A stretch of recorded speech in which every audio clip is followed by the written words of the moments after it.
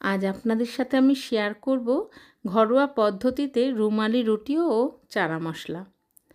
তো এখানে যে মশলাটা বানাচ্ছি, শুকনো লঙ্কা, ছোটো এলাচ, দারচিনি, তেজপাতা, গোলমরিচ আর অল্প একটু জিরে হালকা রোস্ট করে গ্রাইন্ডারে গুঁড়ো করে নেব।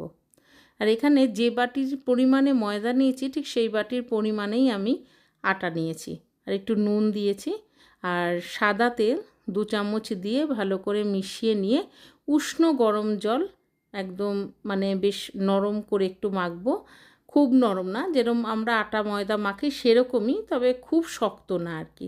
তারপরে কিছুক্ষণ মেখে এটা একটু সাদা তেল দিয়ে মাখিয়ে আধ ঘন্টার জন্য রেখে দিলাম। আর একটা বাটিতে নুন মিশিয়ে জলটা রেখে দিচ্ছি, এটা রুটিটা করার সময় লাগবে।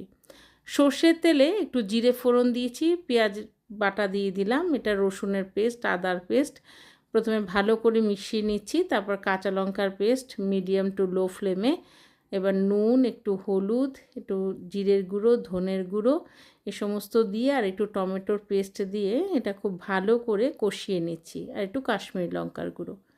এবার যে মশলাটা করে রেখেছিলাম, যেটা রোস্ট করা মশলা, সেটাও দিয়ে দিলাম। আর এই চানা মশলার যে ছোলাটা রাতে ভিজিয়ে রেখেছিলাম, তারপরে সকালে সেদ্ধ করে নিয়েছি, তারপরে এর মধ্যে দিয়ে দিলাম। এবার একটু ঢাকা দিয়েছি কেন, গ্রেভিটা সুন্দর হবে। মিষ্টি স্বাদের জন্য একটু চিনি, কসুরি মেথি আর নামানোর আগে একটু ধনেপাতা। গ্যাসটা জ্বালিয়ে কড়াইটা বসিয়ে দিলাম, গরম হতে দিলাম। আর ওই সাইডে আমি রুটিটা বেলে নিচ্ছি। প্রথমে লেচিগুলো করে নিলাম, তারপরে রুটি ঠিক যেরকম জাস্ট করে ঠিক সেরকম, কারণ আমরা তো দোকানিদের মতো ওরকম উড়িয়ে উড়িয়ে করতে পারবো না। যতটা সম্ভব পাতলা করা যায় ঠিক সেই রকমভাবেই আর কি করতে হবে।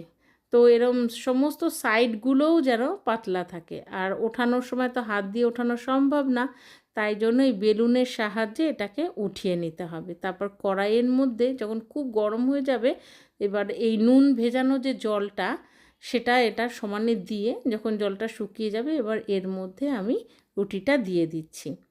এবার প্রথমেই কি হবে, খুব গরম হয়ে যাবে, কিন্তু তখন কিন্তু আপনারা ফ্লেমটা লো করে দিতে পারেন। তারপর আস্তে আস্তে এটা একটু একটা রুমালের সাহায্য নিয়ে রুটিটাকে ধার ওধার করে নিচ্ছি। অ্যাকচুয়ালি আমি অনেকগুলো দেখাইনি, আপনাদের একটাই দেখিয়েছি, কারণ এগুলো দেখাতে গেলে ভিডিও বিশাল বড় হয়ে যায়। ভিডিওটা ভালো লাগলে অবশ্যই একটা লাইক আর একটা কমেন্ট কিন্তু করবেন।